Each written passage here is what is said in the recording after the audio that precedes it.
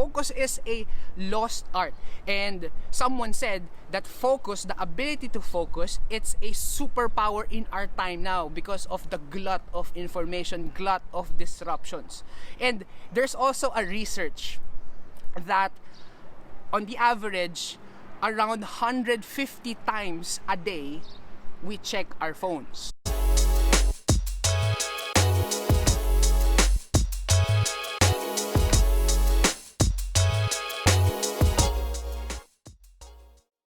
Welcome to Rooftop Reflections.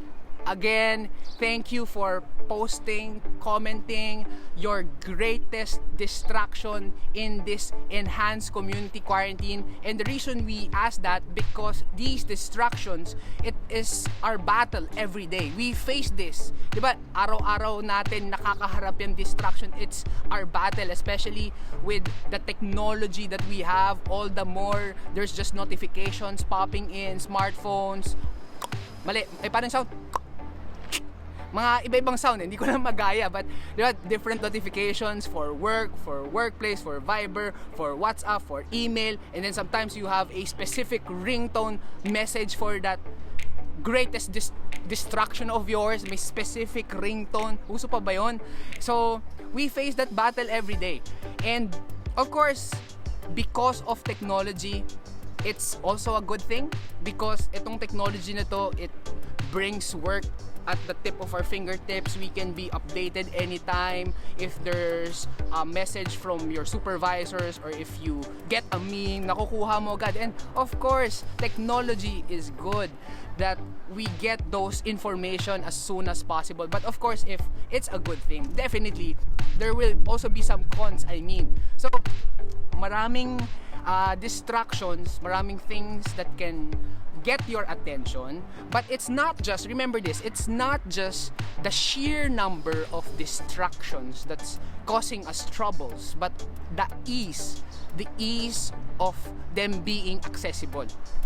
Not just because of maraming distractions, pero ang dali kasing ma-access. It's causing us those things. And we need to remember, because of us being bombarded with all of these notifications, these distractions, our attention span, it's shrinking. If you notice, diba, in our time, it's really hard to focus, to pay attention, because in our generation, we are used to something instant noodles, instant pansit canton, diba, laki may pansit canton, instant microwave. We are used to that, and with the bombardment of technology, all the more it's shrinking our attention span, because in our time, focus is a lost art. And someone said that focus, the ability to focus, it's a superpower in our time now because of the glut of information, glut of disruptions. And there's also a research that on the average, around 150 times a day, we check our phones. 150 times in a day, at least when we are awake. So, as they have computed it, sa dami ng beses na yon, when computed, it's around 6 to 7 minutes interval kada check natin ng phone. So, check phone, and then after 6 minutes, you will check again. So, studies yan. But again, it's easy to pinpoint, kasalanan ng technology, and it's the fault of technology, fault of the smartphones. But let's not completely blame technology. It's not really on technology, but part of us is to be blamed.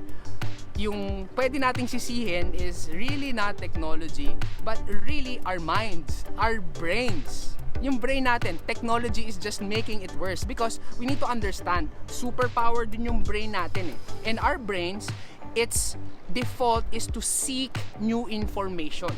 So, seeking new information. So, pagka may new information, focus yung brain natin dyan. So, if our brain is good in seeking new information, why is it having troubles in following through with those information, or to staying, to sticking, to focusing? Because we need to remember, in our brain, the information search is much stronger than the cognitive part of our brain, cognitive control that completes a task. So we need to understand that. So in the information seeking part of our brain, is much stronger than the cognitive control of the part of our brain that helps us finish the task. So dun pa lang in our brain, it's really challenge of the seeking of new information. And we need to understand that our brain, as there are a lot of noises, a lot of distractions, it takes energy. Nauubos yung energy natin, the brain energy, to filter those distractions. And as eventually it wears out, we give in. We give in to the next disruption. We give in to the next distraction. Kasi nawi-wear out din yung ating mga brain. So with that, if it wears out, we will not focus, and hence we will shift to another task. We will check our phones, we will check our smartphones, and masasidetrack na tayo. So as we have been sidetracked, and I'm not sure, maybe you have noticed this pagka na-distract kayo when you are distracted with your smartphones. Diba, sometimes when there will be a notification, and then maybe probably your setup, you are in your work from home, and then suddenly there's a notification. Your barkada, your friend sent you a meme. Nakakatawa. So, syempre, as you are checking that meme, you are figuring out, oh sige, may nakita akong meme. I also saw a meme na nakakatawa din. So, magre-research ka, hahanapin mo yung mga ibang groups, you will look for other pages to combat or to rebut or to send another meme. And after commenting with your friends, after that, you go to your FB wall, check the feed, and you will see a video. And then as you are watching the video, wala na, tuloy-tuloy na. You will watch the video, then next video, and makita mo yung video ng kusina reflection, mahaba pa, you see the video, iba-iba eh. So, and eventually, you realize that one notification, it already led to 1 hour of distraction. So, di ba, guilty tayo with that eh. So, parang it was just some mindless browsing, and nagulat na lang tayo, it's not just 1 hour, maybe mas marami pang hours. So, that's the effect of us, di ba, yung nagtutuloy-tuloy na browsing, it led to different changing of apps, yung ganyan. So, we are guilty of that. So, with that example, we can see that there's a clear downside with that distraction because it could lead to more time completion. Because of us not doing what we need to do, na break tayo in finishing the task. So, for us to finish it, so there's another extra hours, extra minutes in finishing the task. So, that's one of the clear downsides of us being distracted. Humahaba ang trabaho. But we need to remember that yung distraction, it's not just longer hours, but based on studies. In a George Mason University study, and it says that even the quality of our output can be affected. So that's the effect of distractions, not just longer hours in doing it, but the quality of output. They did a research, and yung may mga control studies, people who need to complete an essay, and they're saying, yes, if you have written an essay and then probably you've extended 30 minutes in doing, probably you don't mind, especially, or you will not mind unless you will miss the deadline. Pero the effect of that, as you have been writing that essay, is not just the longer time, but the bad output in writing, causing you to have a bad grade. So that's the analogy that they use, kasi they use test subjects yung sa essay, yung quality, it's not as good as compared sa hindi na distract. So we need to take note of that. Distraction is not just allowing us to do things longer, but the quality, it's also affected.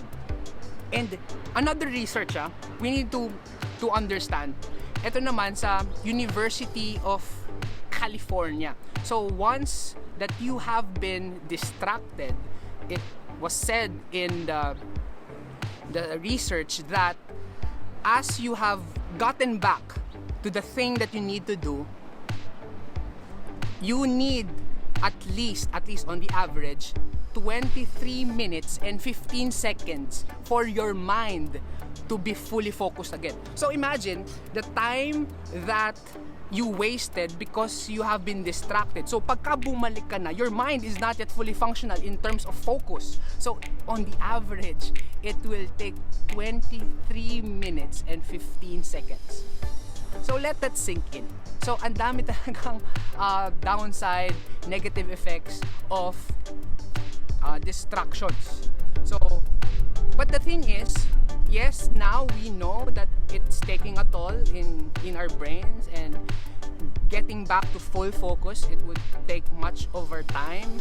So again, because of not being fully focused, the output would be diminished. But what we need to remember, what's happening with the distractions affecting us, in reality, we allow it to happen. Kumbaga, we just allow it. Parang hinahayaan lang natin. So it's not something that we are a victim, but really, in reality, if we will be honest with ourselves, we allow it to happen. And as I'm talking about these things, I'm not speaking in a standpoint that I'm an expert of this. Seriously, I need to also grow more in focus. I don't know kung kayo rin yun, that you need focus, or if this material is for you, but this material is also for me. So I want to learn also your input. So you can also comment below, especially as we journey in this material. You can add your insight. So I'm not an expert to this. In fact, as I was completing the material, it took me some time as well kasi na-distract ako eh. Although I was trying to apply the learnings, pero may mga instances that I was also distracted. So tao lang din ako. The reason why we need to minimize those distractions, because we know it can also lead to our distraction. Distraction leading to distraction E. So that's our rooftop reflections. Don't let your distraction be your distraction. Don't let your distraction be your destruction. So I made somehow a framework based on what I've learned before, the books I've read, I observed, I've researched combination na and synthesize it. I hope it could be a helpful framework for you guys and also for me. So we need to remember this, that because the reason why we need to have these frameworks, para at least it could help us in some way, because itong distraction, like what I've said, I've explained the negative side where it's longer time and then the quality of output would be diminished, but at the same time it has a compounding effect and overall disrupt or not allow us to be in the peak of our performance. And as we go and start with our framework, madali lang yan, tatlo lang yan, it's very simple. So these are practical ways on how at least to minimize distractions and how to have a better focus. So number one, ready na ba kayo? Number one is to define the goal. That's number one. Define the goal, because you need to know what you need to focus on, obviously. Kasi if you don't know what to focus on, what will you focus on? So you need to think, okay, what are the things that I need to focus on? And an example, the things that I need to focus on is to create a YouTube channel. And it's also good that if you know what you need to focus on, you also need to know why you need to complete that goal or task. Kasi the why will give power to the how. Simon Sinek, he talked about start with why. Maybe that's a different topic in itself, and we can learn more of that in a different video. So as we know the goal, we need to know why we are doing this. And like what I've said in the example that I have is creating YouTube videos, and I know that these videos, this can be, creating a YouTube channel where I can compile my hashtag rooftop reflections, ilalagay ko doon. And because we know in YouTube, especially if you study the analytics, the algorithm, you can have a wider reach. So if the videos will have a wider reach, more people will see value, more people will have benefit as well. So at least hopefully. And also, the YouTube channel that I'll create, if you notice, bakit wala pa akong hashtag Collaboroof? I've been posting it last week na, because that's where I will put yung Collaboroof. Last week, I've already done my Collaboroof interview with Ayu. I've already done my Collaboroof interview with Mark Fernandez. But the thing is, creating a YouTube channel, it's not easy. In reality, na-overwhelm nga ako. Parang, oy, ang dami pala, ang hirap pala. Kaya nga, I'm so proud more and more to my brother Marvin Germo. Congratulations for hitting 100,000 subscribers in YouTube. Last night, congratulations. Hashtag silver play button. So, again, mahirap rin kasi talaga in creating a YouTube channel. So, what we need to do now, what I did, kasi na-overwhelm ako, ang dami palang gagawin, this now points us this now points us to the subpoint of our first point. If our first point is define the goal, the only subpoint for number 1 is you distribute the task. Distribute the task. And narinig nyo na ba yung saying, how to eat an elephant? Have you eat an elephant na ba? Narinig, or may nakakain na talaga ng elephant dito? Have you heard of that? How to eat an elephant? And the answer to that is one bite at a time. Narinig nyo na ba yan? So, to the animal activist, don't worry. No animals were harmed in doing this FB Live. It's just a point. So, when you eat an elephant, a big of an elephant, you eat it one bite at a time. And somehow, that is distributing your task. So, like, I was overwhelmed. So, sinulat ko, as I need to create this YouTube channel, okay, I need first to study YouTube videos, learn the algorithm, learn the hashtag. I need to have a banner photo. I need to have to think of the logo in terms of putting the videos. Madami yun eh. And the easiest, in which I'm excited to do, is just to create an email, a new email just for that YouTube channel. So, it's really overwhelming. But for you not to be overwhelmed, you should break it down into simpler tasks para mas manageable. So that you can see, okay, as you have broken down those things, you can put some timelines as well. Those are the things for us to learn how to focus and finish the goal. So, AM ka dyan, hashtag break it down. So that goal, if it's too big, you just break it down, and based on the complexity of that goal, you can spread it all throughout the day, you can spread it all throughout the week, you can spread it all throughout the month. So what are those goals that you have, whether professionally or personally? What are those goals? Comment in below. Another example, maybe in this enhanced community quarantine, you want to improve in some skills. Maybe an example is to learn in terms of communicating better. So an example of breaking it down further, maybe Monday, what you can do is practice intonation and the right pronunciation. Tuesday, maybe you can practice in polishing your grammar. Wednesday, maybe you can practice the right posture. Thursday, you can converse naturally with someone. So that's an example. You break it down based on complexity. So more of that, breaking it down, maybe in a different video. Hashtag break it down. So that's number 1, to define the goal. And number 2, I would dwell more on this. Number 2, for us to have a greater focus, is to develop a system. Develop a system. So we need to set up a system that would be conducive for us, that we would minimize disruptions, distractions, so that we can have a greater focus. Again, in this enhanced community quarantine, this is a great time to enhance your skill. I hope that after this enhanced community quarantine, hindi lang natin napalipas yung isang month, but I hope we came out better, stronger, wiser, learned a new skill, upskill. So, as we develop a system, as we go back, the subpoint for number 2 in developing a system is A, baka yung iba magre-react dito, drop multitasking. Drop multitasking. You need to remember that multitasking is a myth. So, drop multitasking. Maybe to some of you, magaling mag-multitask, you can tag nga below who are those people who are good in multitasking. Na may kausap sa phone, may ini-email, tapos yung paa, nagwawalis, or iniis-is yung ano. So, may kilala ba kang yun? But studies have said that there is a negative impact in our brain, and it would take a toll in its cognitive abilities kung nagmumultitask tayo, because our brain, it was designed to just focus on one thing.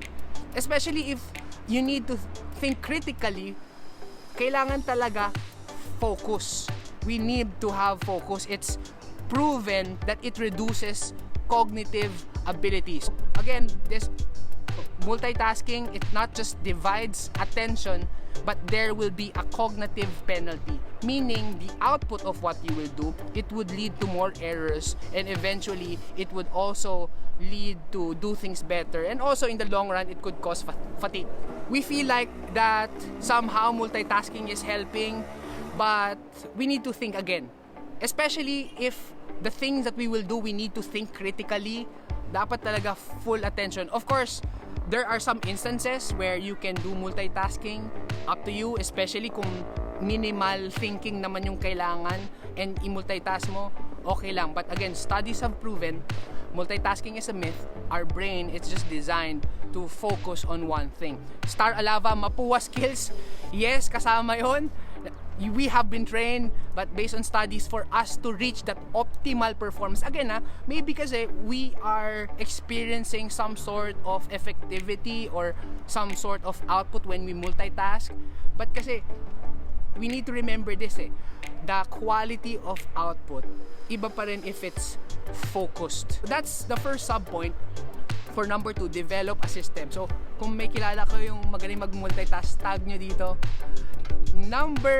Letter B for our second main point, which is dismiss distractions. Dismiss distractions.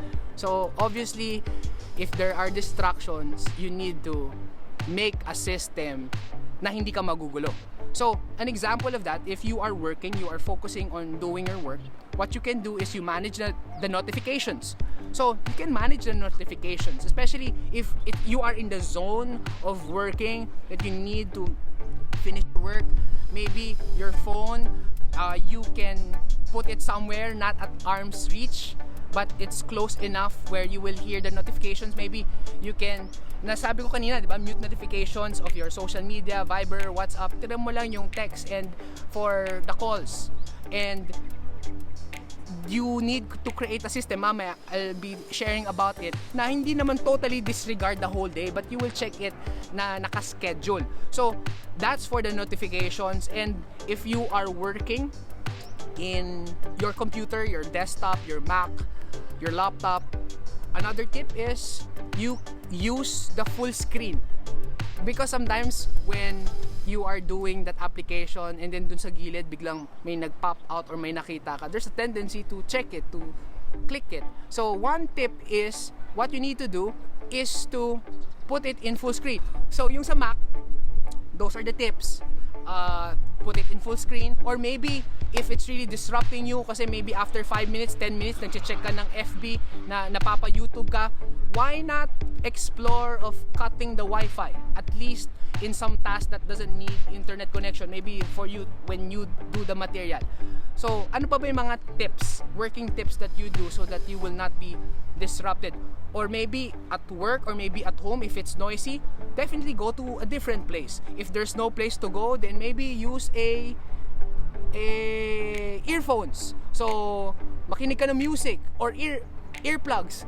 I know some strategy of people at work, what they do, they put earplugs. Not necessarily they're listening to something, but what they are doing is subtly telling to people, do not talk to me. So maybe it works as well, because the distractions, it can really cause disruptions and for us not really to do the work. So again, remember, like the research that we mentioned, every time that there is a distraction, it will need 23 minutes and 15 seconds for our minds to go back. So meaning, as you have been distracted by checking the social media, balik ka na sa work mo, your mind is not yet fully there focused, because based on research, it will need 23 minutes and 15 seconds for you to fully go back. That's why we need to minimize the disruptions and the distractions. So what are those things that you can also give us insights on how we can be more productive of not being distracted? Comment below,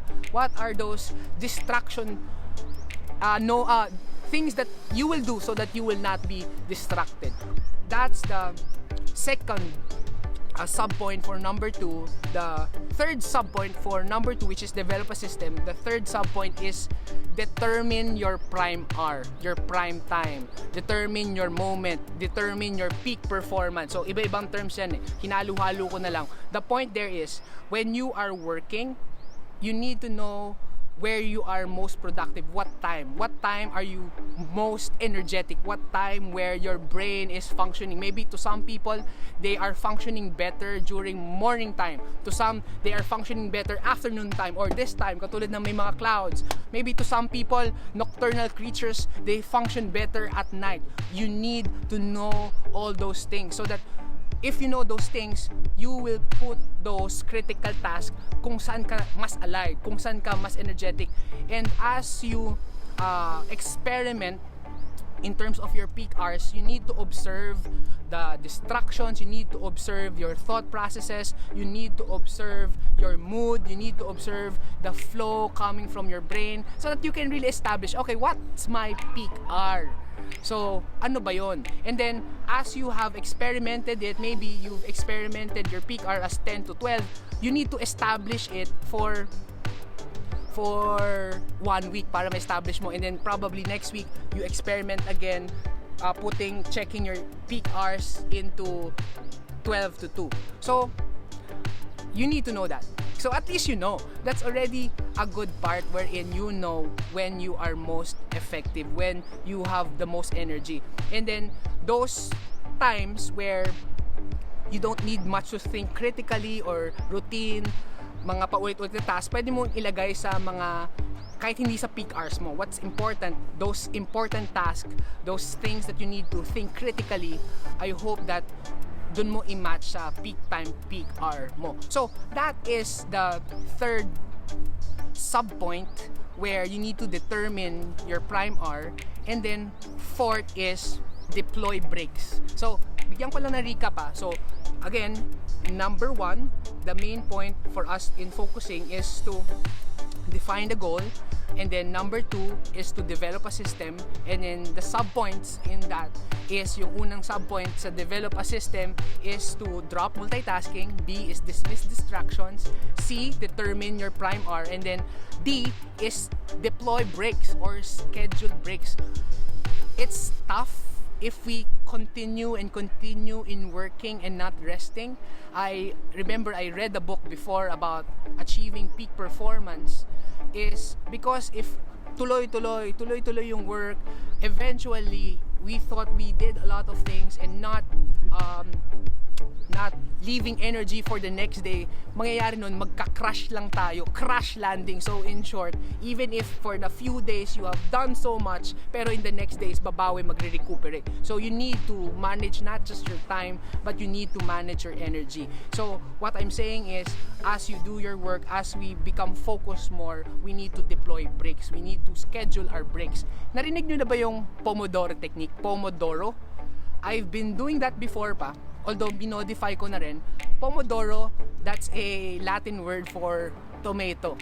And the reason why it's Pomodoro Technique because yung gumawa nito si Francesco Cirillo, if I remember it correctly, it's hard for him to focus. So what he did, he said, okay, I'll try to focus at least for 10 minutes. And the timer that he used was a cooking timer shaped as a tomato, hence the Pomodoro Technique. And eventually, it helped him. The rest is history. It became a trending worldwide time management thing that he did. So that's Pomodoro Technique. So the Pomodoro Technique is you need to fully focus on a work for 25 minutes. 25 minutes and then 5-minute break.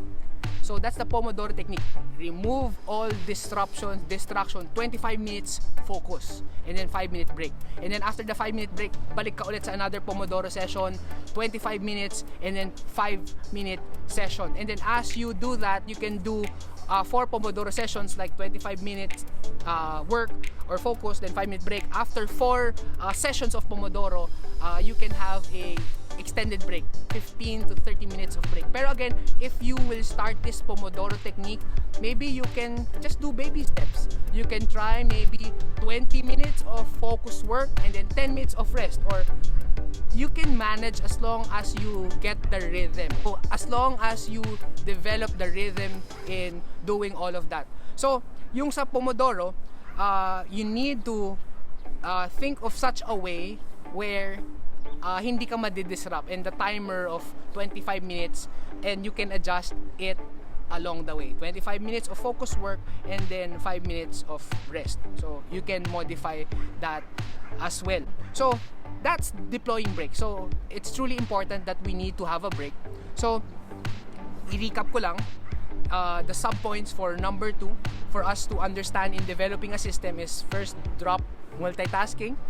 B is dismiss distraction. C, determine the prime R of your work. D, deploy breaks. And then lastly, number 3. We know doing these things, it's challenging. Defining the goal, deploying breaks, developing a system. Thank you, Larry Uy. Yes, it's a timely message. It's for us, especially we are in our work from home setup. Parang tuloy-tuloy lang yung work. So, number 3, and this is the last, is to do it regularly. Do it regularly. Think of it as focus, as something that is like a muscle that we need to build. So as we build and as we build, mag-grow yan eh. Yes, there can be oppositions, there can be challenges, but eventually as we get the hang of it, we will eventually continuously be more focused. So don't feel bad if as you have tried the suggestions that I mentioned. So you can maybe choose some of those strategies, and then what's important is you are progressing and you are minimizing your distraction. So don't be too hard. What's important is you just do it and do it and do it and do it. So as we wrap this up, so yes, we are in a world that we are in a glut of just distractions, and these distractions, it's somehow a battle that we need to face. And because if we are being distracted, what will happen is if we are distracted, it can affect not just our time in doing it, but it can also affect the quality. And as it has affected the quality, it can affect our peak performance. We can perform, and if we can perform, our output would be different. So if our output will be different, we might not hit deliverables. We might miss opportunities. So sayang. We should not let these distractions be our distraction. So again, as we wrap this up, three things for us to have focus more or not be distracted. First is to define the goal. And then the sub point of that is for us to distribute the task, especially if the task is too big, you break it down and then you spread it all across the day, all across the week. Number 2 is to develop a system. We mentioned developing a system like the Pomodoro, deploying the breaks, drop multitasking. So inuulit-ulit ko yan kasi those are the things that I need to preach it to myself as well. I'm not the master in this. I'm not good in focusing. As we learn all these things, we need to remember that as we are being distracted all the more, it can lead to our distraction, and we don't want that. We need to be focused, because as we are being focused, there's so much that we can do, not just for ourselves but for our family. We can hit our targets, we can hit our BHAGs, we can hit our KPIs. There's so much to do, and as we are focused on the things that we can do, we will not just be focused on ourselves, but we can focus on others as well. Kasi tapos mo na gawin yun sa sarili mo, you have time to help others as well. So that's our rooftop reflections. Don't let your distractions lead to your destruction. So thank you so much for joining. So comment below, what are the things that at least you have learned from our rooftop reflections? Are you the person who is also battling in terms of having that focus for the longest of time? What are those things that you need to stay away? Kasi we talked about the things that's distracting us. Maybe it's not a thing, maybe it's a someone. So ibang usapan yon, di ba? Ibang usapan yon. What we need to do is we need to be intentional in doing this, because yung wave of distractions, it can be overwhelming. Especially, enjoy din naman yung mga distraction eh.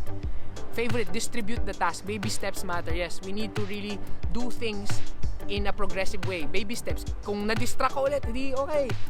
Pull yourself together and just do those things again. Pero again, the reality of those distractions, nakaka-tempt talaga eh. Kasi may mag-send sa'yo ng notification and may kailangan gawin or may meme. Pero yung sa Pomodoro pala, I need to add this. Kasi di ba, as you do the Pomodoro Technique, 25 minutes, paano kung may nag-disrupt sa'yo?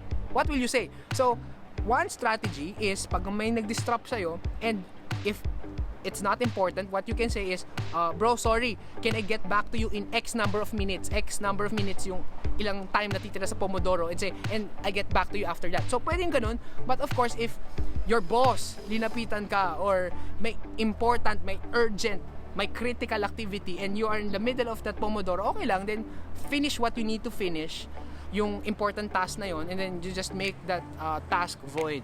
Zayn, so work from home works for me kasi I'm more productive, more focused with my work. Pag nasa office, maraming distractions. Yun yung challenge eh. So, Zayn, maybe what you can do is you can go to your office na maybe earlier when there's not much people, so at least less distractions. Or maybe when you are working, you can put your earphones, and then at least it's a way to tell them, wag nyo muna akong kausapin, or find a spot, or to some, what they do, in the room nakalagay, do not disturb. Maybe you can try that. Sana hindi nga lang offending. So I hope that helps. Again, thank you guys for watching this Rooftop Reflections. Till next week, see you again. If you have any questions, comment below. If you learn something, comment below. I want to hear from you as well. Focus on learning in this ECQ. There's so much to learn so that we can be a blessing more. We can have more competence to be a blessing to the world. God bless you guys.